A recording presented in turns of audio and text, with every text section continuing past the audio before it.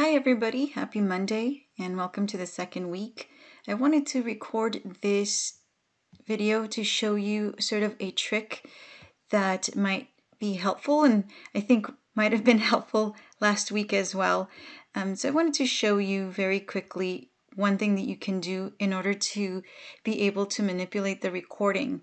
So for example, last week you had an exercise where you were going to listen to a recording of regarding biopsy and you are going to interpret. And I do give some time in between for the recording, for the interpretation. But at the beginning, I realized that you may need to hear it again and that you also might need to pause the recordings to give you more time to deliver your interpretation.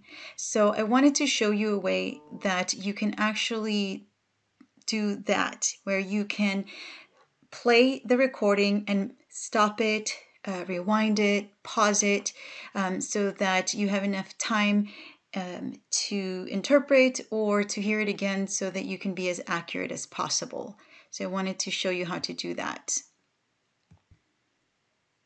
So I'm going to go ahead and get onto the student view here, and I'm going to use one of the activities that we're going to be doing this week for Module 2.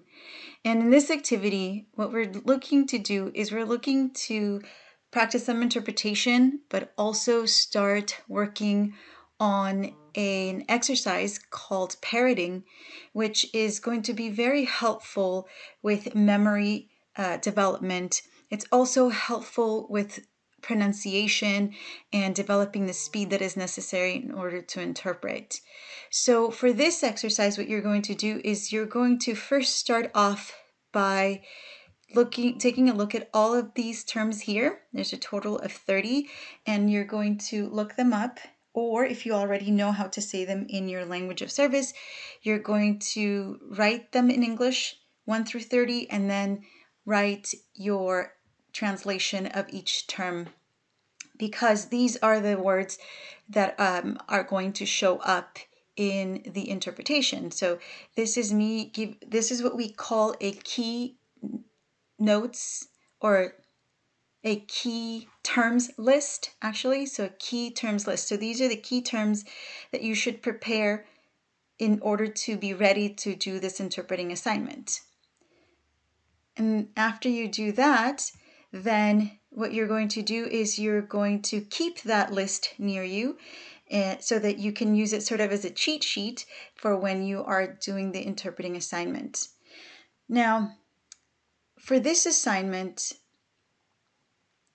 I have not asked you to record yourself for this one. I have not asked you to submit anything to submit your interpretation.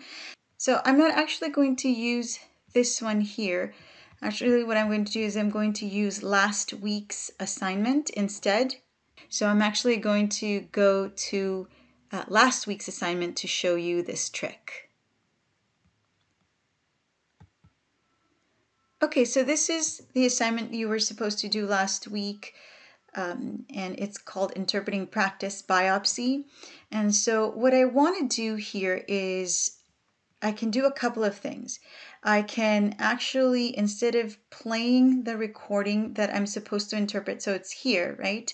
What I can do is I can actually download it here so that it's downloaded in my computer.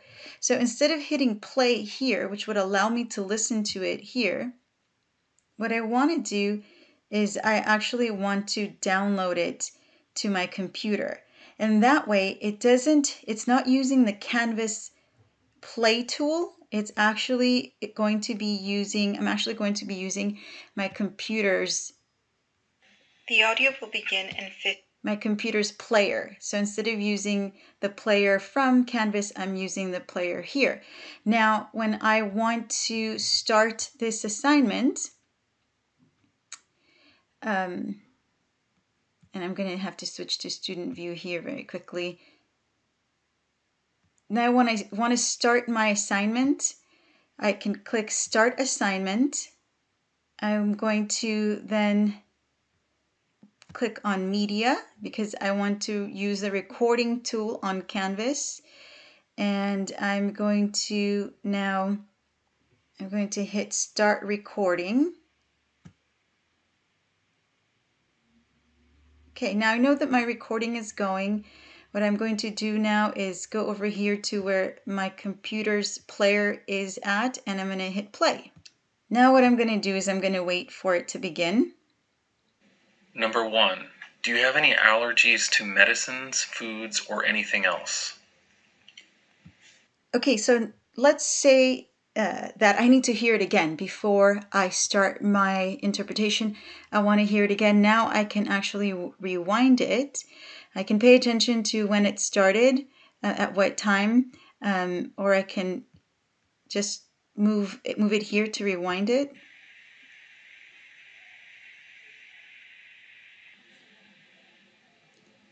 Number 1. Do you have any allergies to medicines, foods, or anything else?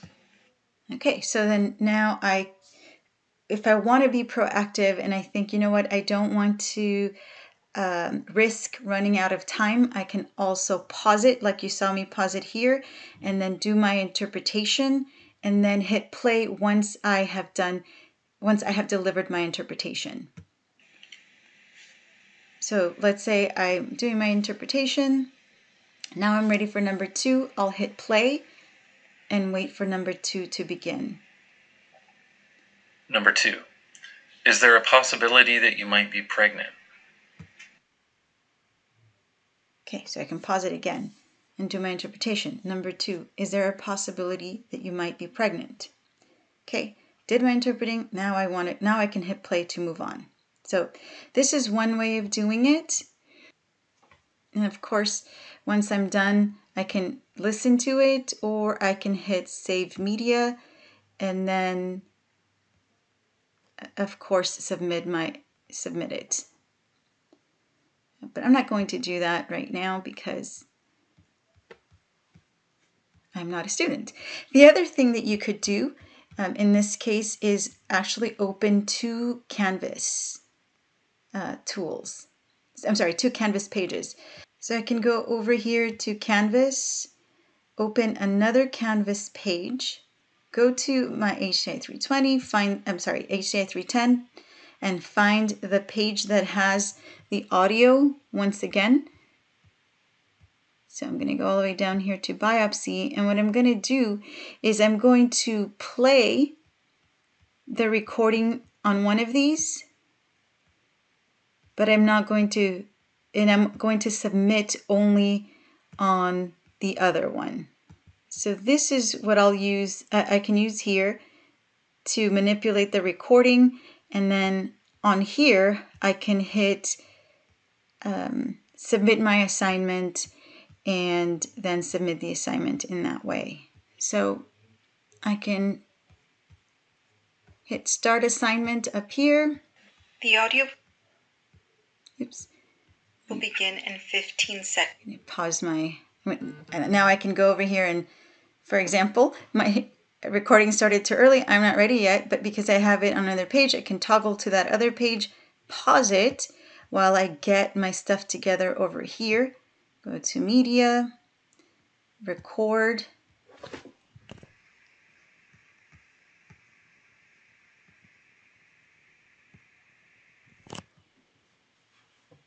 Start recording. Okay, now that I know that it's recording, now I can hit play over here. Take this time to start the recording tool on Canvas. Okay, and same thing, I can manipulate it. Since I see that my microphone is working, I am being recorded, I can go over here to this page and wait for it to begin. I can listen to it. Number 1. Do you have any allergies to medicine? Another cool thing that I can do if I do it this way is I can actually slow down the speaker. So let's listen to number 1 on the regular speed.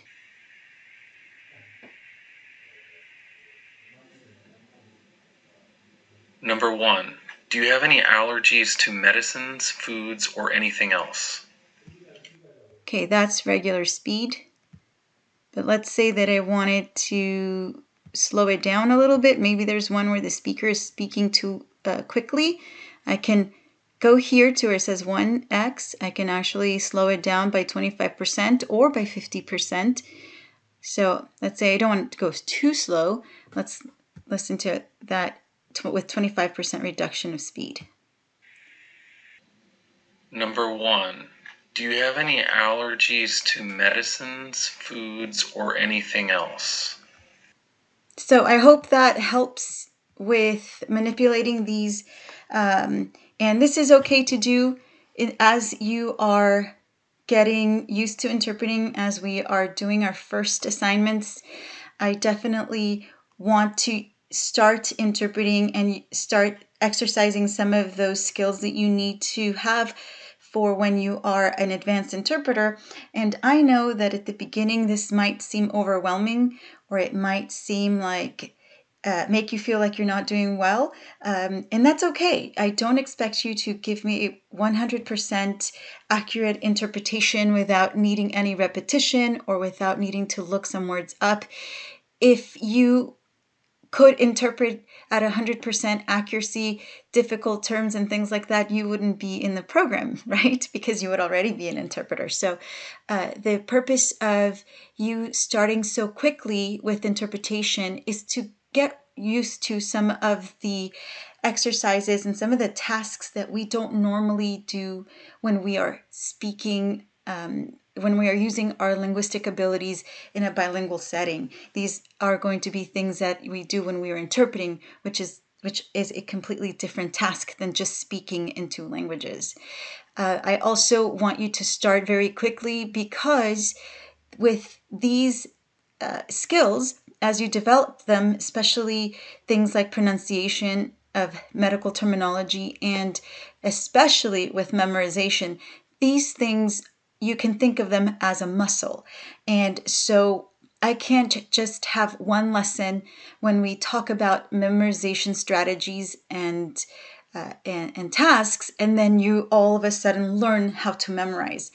That's not how it works. It's memorization is like a muscle. You need to start working out that muscle slowly, and in time, that muscle will become stronger. So please don't feel like you are not doing well if you are having issues with vocabulary memorization. I expect you to have issues at the beginning, and this is going to be very helpful for you as well, so that you can notice the progress that you have made from the first week, and then when we get down to the later weeks of the program.